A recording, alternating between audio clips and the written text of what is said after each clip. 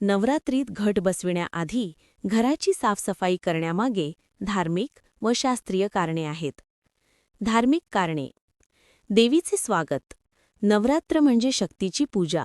देवीला घरात आमंत्रित करण्याआधी घर शुद्ध, स्वच्छ व पवित्र केले जाते, जेणेकरून देवीचे आगमन सन्मानपूर्वक व्हावे.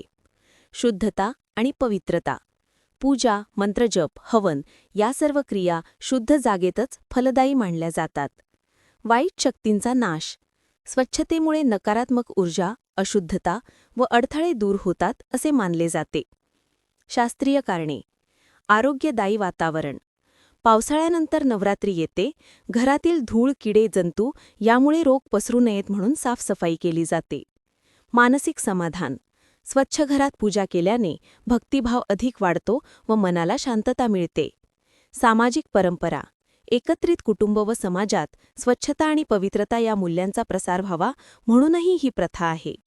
त्यामुळे घट बसविण्याआधी घराची साफसफाई करणे म्हणजे देवीचे स्वागत करण्यासाठी शुद्ध व पवित्र वातावरण तयार करणे होय.